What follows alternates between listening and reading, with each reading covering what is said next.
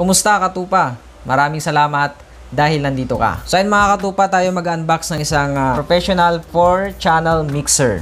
So muli maraming salamat sa Mikkel. At kung maalala ninyo mga katupa, sa nakaraan nating video tayo nag-unbox din ng item na galing sa kanila. So ito ay kasamahan din ng sa pinadala nila. So ito na yung next natin na i-unbox sa video na ito, itong professional mixer.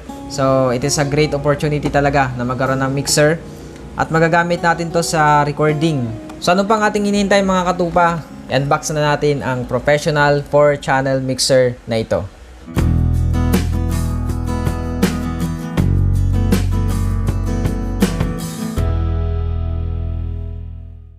Then nandyan yung kanyang mga instruction kung para saan yung bawat port na nasa mixer natin.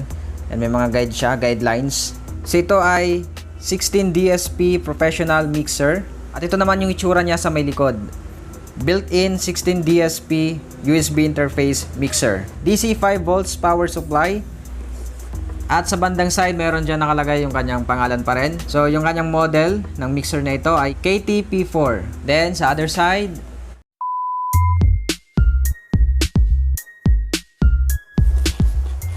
at ito na ang nilalaman. Wow!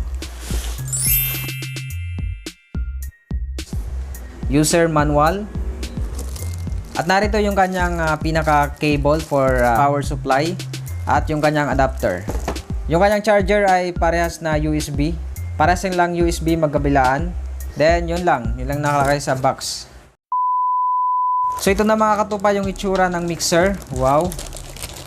First time kong makahawak ng mixer. Buksan natin. So yan. Wow, napakaganda mga katupa. Sa kanyang upper side, 16 DSP professional mixer. At narito yung kanyang pinaka power supply, yung sasaksakan natin ng USB. At dito naman sa side, meron siyang singawan. So yan lang mga katupa. So ito ay 4-channel lang mga katupa. At makikita natin dito yung channel 1. Ayan. Nandito yung kanyang mic input, pwede ring instrument, and then sa baba makikita natin yung low cut. Then sa channel 2, makikita natin dyan ang ABS-CBN. At dito pwede rin naman na instrument or kahit alin dyan sa kanila paglagyan nyo ng microphone at instrument. Halimbawa gitara, pwede natin siya ilagay dyan. And then nandyan din yung low cut. And then sa channel 3 and 4, nandito yung left and right.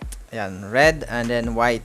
Bakit kaya R and then L? Dapat R and W kasi white And then hindi ko alam para saan na ito. And then ito, makikita natin ito yung nakasulat dyan unbalanced. So hindi ko pa din alam kung anong purpose ng unbalanced na yan. And then right and left din, meron siyang port. Ito sa baba, meron siyang USB na nakalagay and 3-port USB. Hindi ko rin alam kung anong purpose nitong USB. And then dito sa side na to, makikita natin dyan mga katupa, meron siyang BT. So ibig sabihin yan, Bluetooth. So itong mixer na to mga katupa, Bluetooth na siya.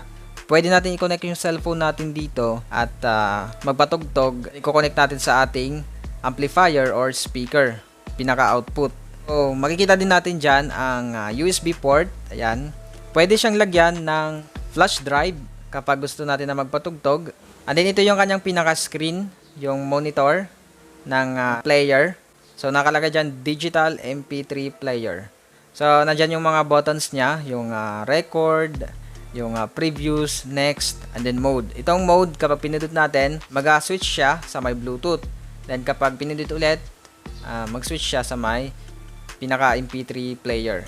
Ang kagandahan nito mga katupa, meron na siyang built-in phantom power. 48 volts na phantom power. So ito maganda dito mga katupa dahil yan nga sabi ko kanina, pwede natin lagyan ng condenser microphone kasi nga meron siyang phantom power. And then meron din sa baba na return. Hindi ko rin alam kung ano ibig sabihin nito. Ang alam ko lang dito yung main output or main out na nakalagay dyan. Left and right. And then meron din dito yung FX or effects out. And then hindi ko rin alam kung para saan to eh. And then itong phones, makita natin obvious na dyan, meron nakalagay na headphone. Para ma-monitor natin yung sound na pumapasok sa mixer from our microphone, instrument, music player. And then punta tayo sa kanyang lower part. Ayan. Dito na makita natin yung knob. And makikita natin dito, meron siyang line. Ayan, mga linya na yan. So, ibig sabihin ng line na yan, itong line dito, yan, sa loob niyan, ang kanyang kukontrolin ay dito sa taas, yung channel 1. Ayan. Halimbawa, nandyan yung microphone natin. Ito yung kanyang mga knob na control natin. Ito yung kanyang pinaka volume na gusto natin sa microphone natin, kung gaano kalakas. And then, pwede natin kontrolin yung kanyang gain knob. And then, makikita natin dito yung high knob. Okay, high knob. So, kung itong high, kumbaga ito yung nagsisilbing pinaka treble. And then, nandito yung kanyang low. So, ito yung nagsisilbing pinaka bass naman. Yung lalagong naman yung boses natin dito, yung parang malalim yung boses. Ito naman ang nagsisilbing echo.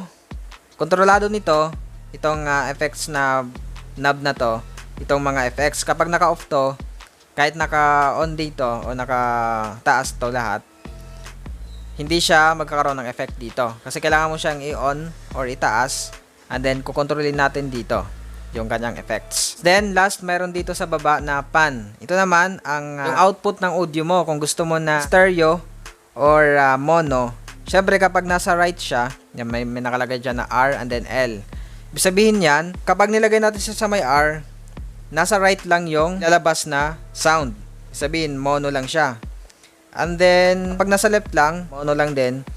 And then, dito, ganun din. Same, nakalinya siya dyan, katapat niya. And then, sa channel 3 and 4, nadyan din yung kanyang volume, gain knob, and then para sila dito sa 1, 2, and 3. And then, sinabi ko na kanina, so dyan na natin i-control kapag gusto natin na magkaroon ng effects, yung ating sinalpak dito na microphone, na instrument. So, nandito yung kanyang control. Ito yung level ng effects. Ito ay hanggang 16. So, nakalagay dyan 16 DSP, multi-effects.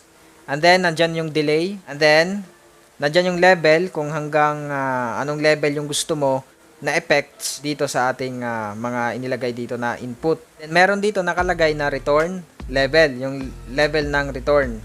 So, dito yon, ayan, makita nyo return. So, hindi ko pa din alam kung para saan tong return na to. Siguro, kapag ibabalik mo. So, nandyan yung kanyang power button. Ayan. Siyempre, pagka i-on natin, just press down. And then, nandyan yung kanyang indicator. Sa baba, makikita natin yung control knob ng headphone. Kung gaano kalakas yung gusto mo na marinig. And then, last one na part dito. Nandito yung kanyang pinaka main volume. At ito ang pinakamahalaga sa lahat. Kapag hindi ito naka-on or hindi ito nakataas, walang tunog na lalabas kahit na naka-on to lahat. So ngayon mga katupa, good news nga dahil pwede natin siyang magamit sa ating smartphone. At pwede ito magamit sa mga live streaming, recording, pwede rin naman sa laptop. Pero dahil wala tayong laptop, syempre sa smartphone tayo. Syempre, hindi ito gagana kung walang mga cable or connector na ilalagay natin. Kailangan natin magkaroon ng ganitong cable. So ayan. Ito ay XLR male to XLR female. Para sa ating microphone, condenser microphone or dynamic, pwedeng gamitin yon. And then, yung kanyang partner, ito yung female na XLR. So, ito ay para doon sa ating mixer. Pero bago yan mga katupa, syempre kailangan muna natin sindihan ang mixer na ito. So, kumuha muna tayo ng gas tsaka sporo. So, ito yung kanyang or power supply. Yung USB to USB. Yan, kinabit ko lang dyan sa adapter. At pwede naman to natin paganahin through power bank and then laptop. Yan, meron naman dyang port sa likod.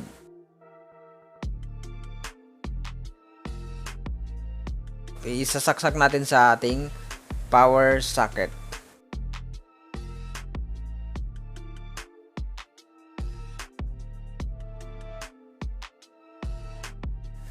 And then para sa ating gitara,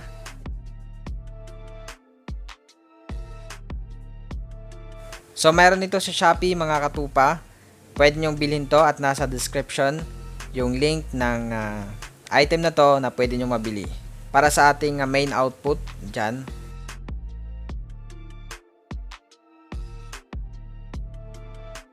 RCA to 3.5mm jack. Itong red, ilalagay natin sa right. Yan, dito sa right. Yung white ay sa may left.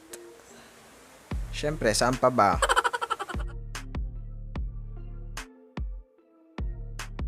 So yun mga katupa, para mapagana natin at makita yung quality, yung mga kung gaano ba kaganda yung mixer na ito, kailangan natin siya i-connect na sa ating cellphone in 3, 2, 1. So ngayon mga katupa, marinig ninyo ang microphone natin. So kapag tinaasan natin itong control niya, yan, mas lalakas o yan, lumalakas yung sound ng audio. So hindi siya maganda kasi siguro masakit sa tenga yung kalalabasan niya. So ang gagawin natin, pahinaan lang natin siya, siguro nasa 10 lang. Then yung gain knob niya, yan, i-control natin yan. And then sinabi ko nina, ito yung high. Tingnan natin yung effect niya. Kapag binabaan natin, yan, nagiging malalim yung boses. So ay marinig ninyo, lumalalim yung boses. Yan, ito yung low. Taasan natin yung low. Yan, mas lumalalim yung boses natin. So hindi maganda. Yan, siguro okay na yung ganyan na sound. Okay na ako dyan. And then yung effects, tingnan niyo, may echo siya. Yan, may echo.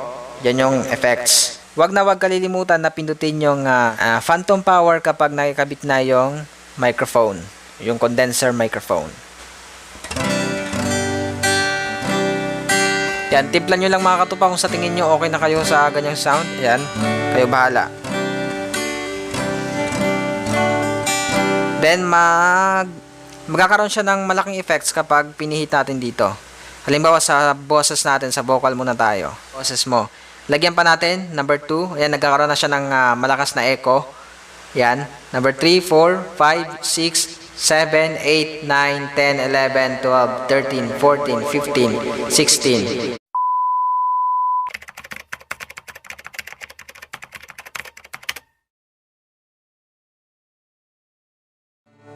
Ginoo, sama kanimo ang kasing-kasing ko, himaya mo Kristo na nagkanako, musidla ka o Diyos.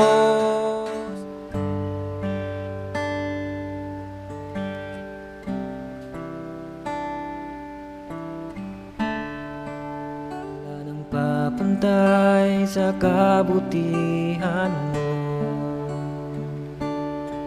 ang ngalan mo itataas sa buhay ko. Sa lahat ng oras, nariyan para sa amin, Panginoong Hesus, purihin ka.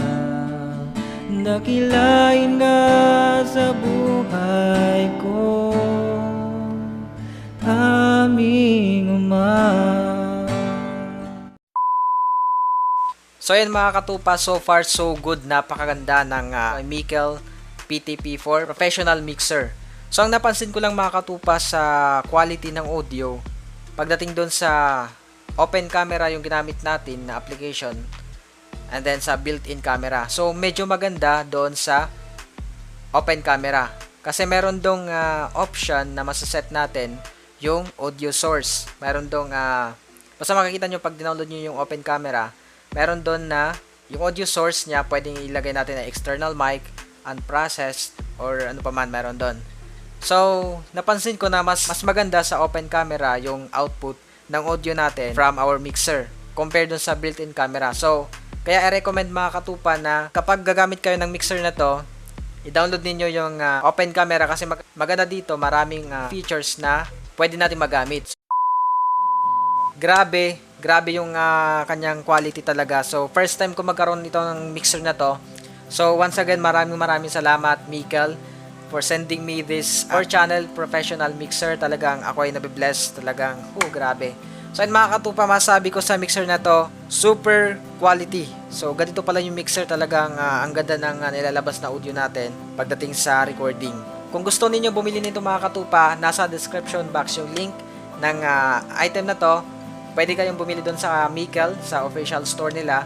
Pindutin nyo lang yung link na nasa baba and then madadirect na kayo doon sa kanilang store. Ito ay I think nasa 1,000, yung price nito nasa 1,000. God bless you mga katupa, and all the glory belongs to God.